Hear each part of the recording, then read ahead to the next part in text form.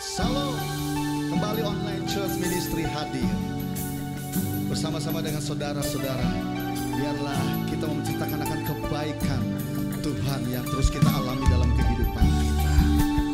Kita terus mengandalkan dan percaya kepada Dia.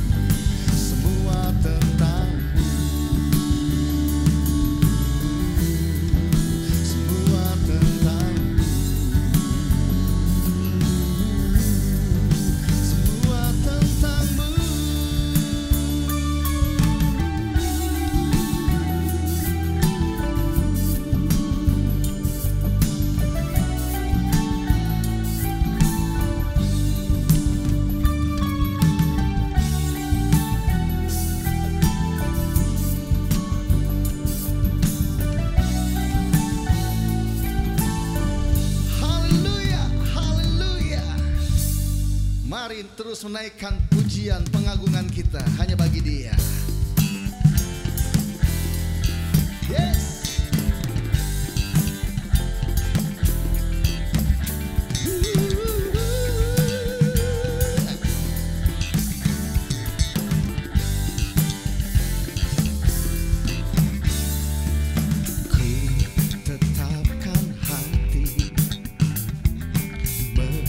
Langkah pasti karena bersamamu.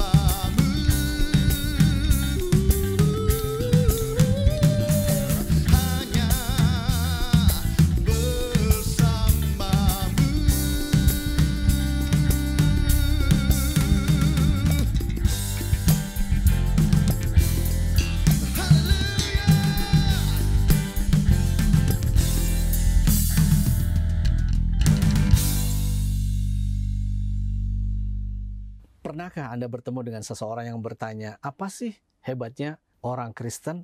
Apa sih istimewanya menjadi umat Kristen itu? Saya ingin sharing 4 hal menjawab pertanyaan apa sih istimewanya menjadi umat Kristen itu. Di dalam 1 Petrus pasal 2 ayat yang ke-9, saya ingin bacakan buat kita semua. Tetapi kamulah bangsa yang terpilih, imamat yang rajani, bangsa yang kudus, umat kepunyaan Allah sendiri, supaya kamu memberitakan perbuatan-perbuatan yang besar dari Dia yang telah memanggil kamu keluar dari kegelapan kepada terangnya yang ajaib.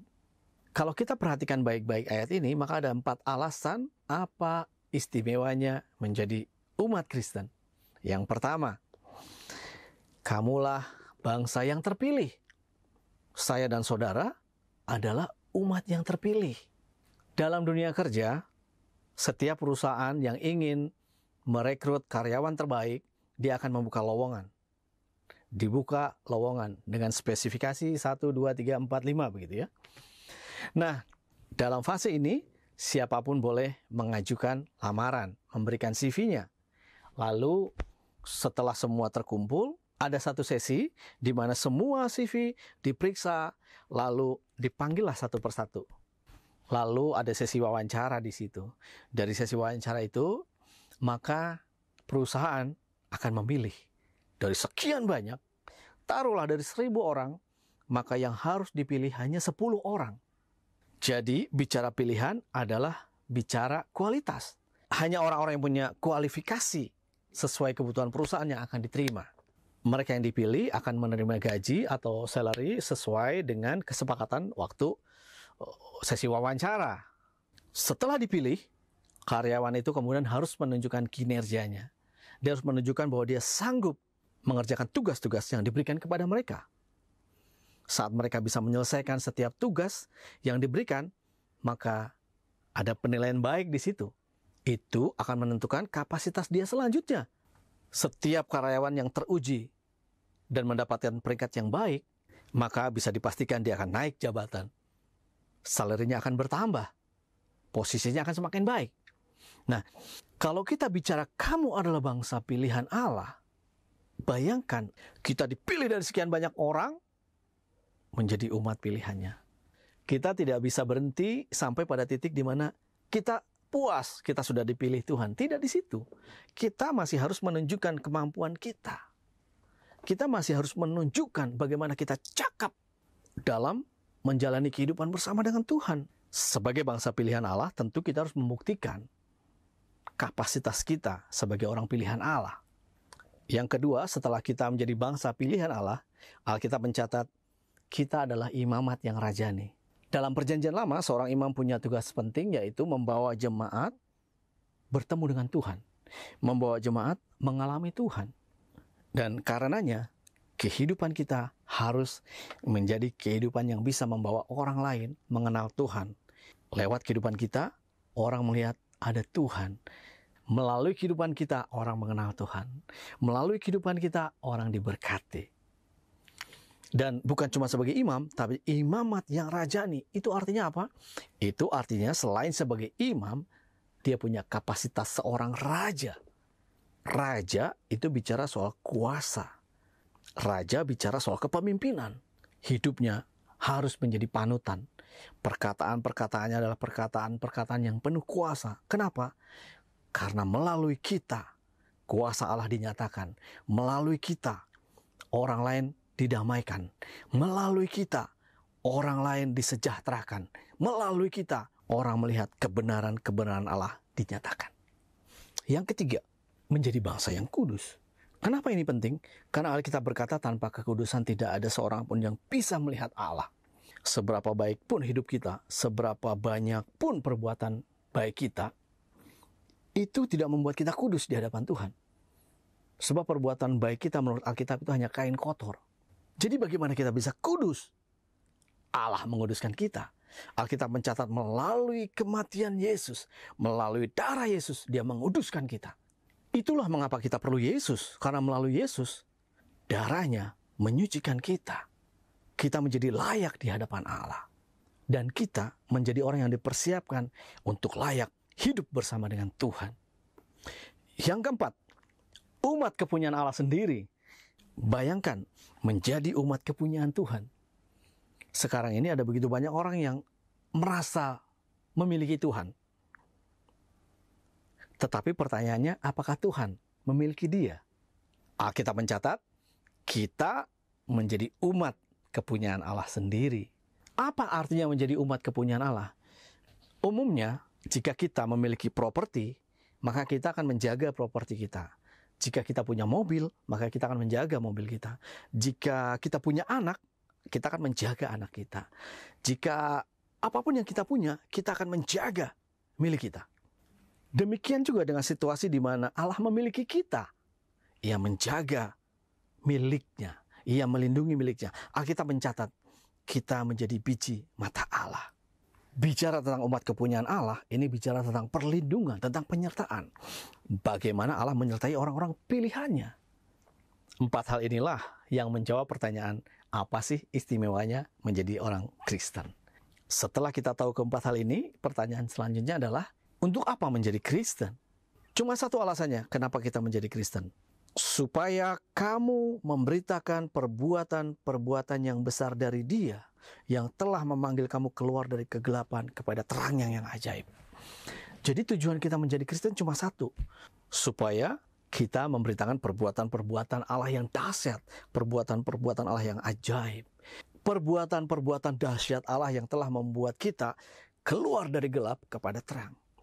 Nah, sekarang pertanyaan yang ketiga adalah, apa cirinya orang yang sudah ditarik keluar dari gelap kepada terang? Nah, ini pertanyaan yang menarik. Ada 5 ciri yang bisa kita lihat dalam diri orang yang sudah ditarik keluar dari gelap menjadi terang. Ayat yang 1 kita baca. Karena itu buanglah segala kejahatan, segala tipu muslihat, segala macam kemunafikan, kedengkian, dan fitnah. Dia akan meninggalkan segala kejahatannya. Yang kedua, dia akan meninggalkan kebiasaannya menipu, memanipulasi orang lain untuk kepentingan dirinya sendiri.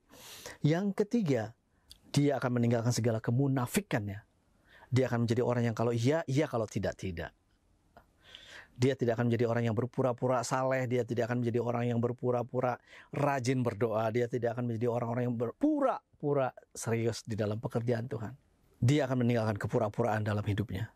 Yang keempat, dia akan meninggalkan kebiasaannya yang suka dengki sama orang lain, iri sama orang lain. Dia akan meninggalkan hidupnya yang suka cemburu kalau orang lain lebih maju, cemburu kalau orang lain lebih sukses darinya. Dia akan meninggalkan itu semua.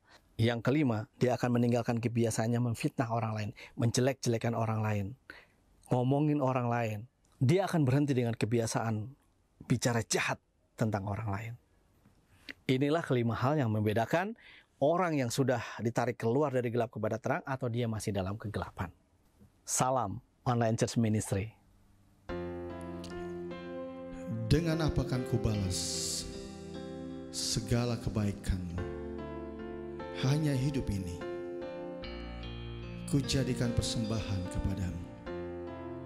Terimalah Tuhan persembahanku.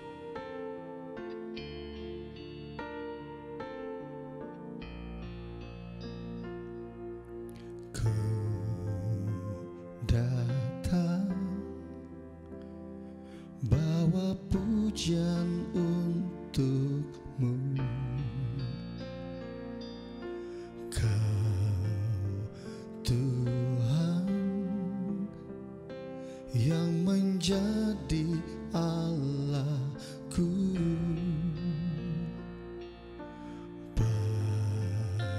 Padamu ingin ku persembahkan semua yang ada di hidupku.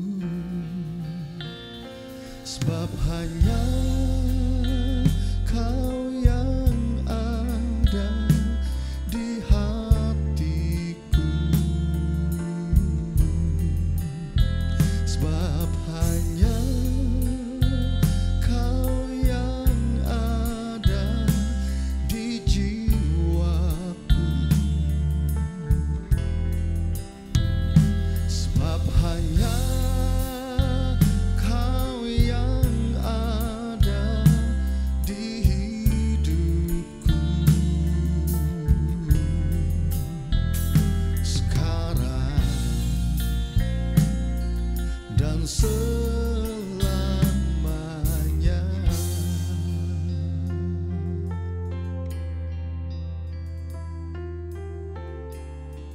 sampai kapanpun, hidup ini akan kami persembahkan kepadamu. Datang, bawa pujian untukmu. Kau Tuhan yang menjadi Allahku.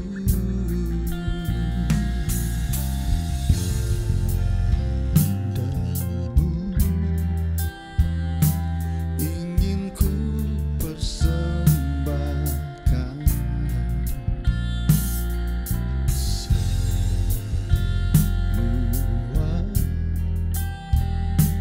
yang ada di hidupku, sebab hanya Kau yang ada di hatiku, sebab hanya Kau yang ada di jiwaku, sebab hanya Kau yang ada di hidupku. Sekarang dan selamanya.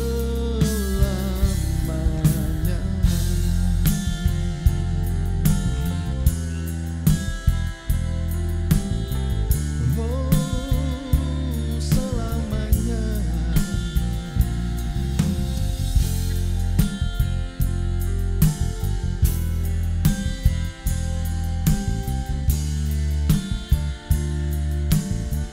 Ku persembahkan hidup ini hanya padamu, Allahku yang kudus selamanya. Kau saja yang ku sembah, Kau ya saja yang ku puja.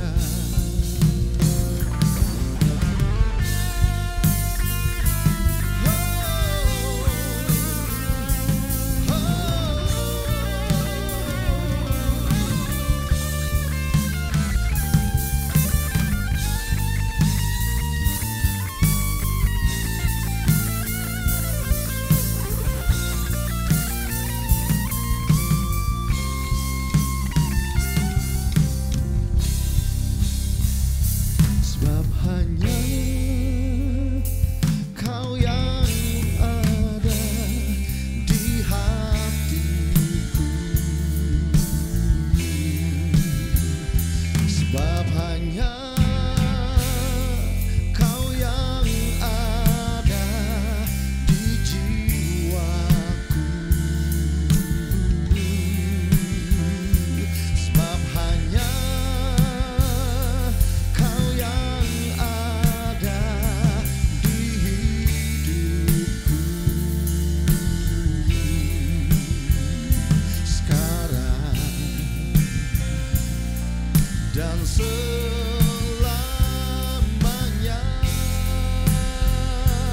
Oh, sebab hanya Kau yang ada di hatiku, sebab hanya Kau yang ada di jiwaku.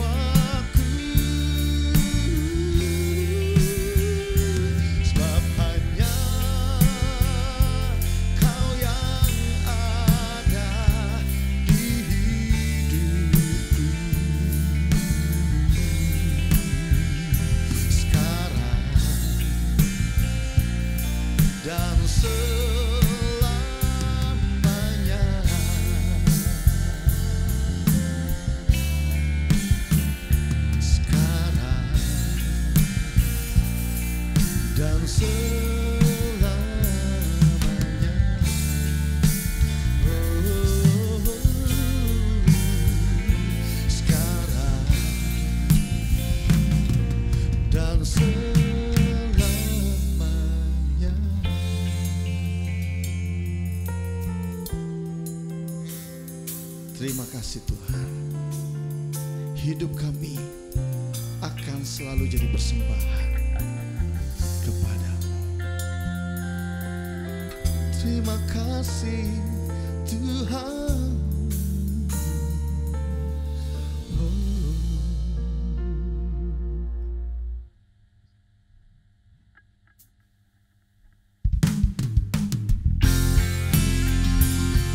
Terimalah pujian kami ini Tuhan. Biar menjadi persembahan yang hidup dan berkenan padamu.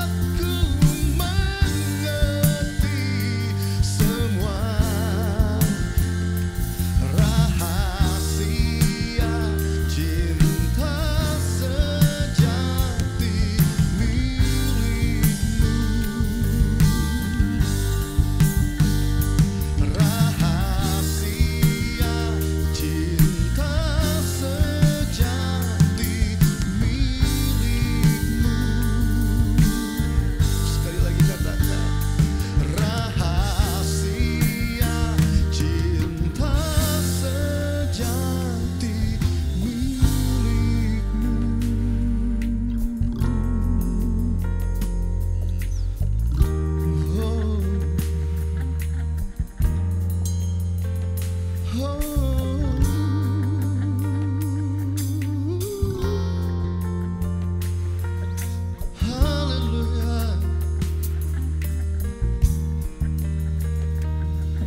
Haleluya.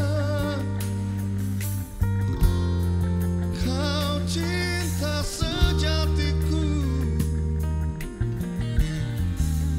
Terima kasih Tuhan. Terima kasih Tuhan.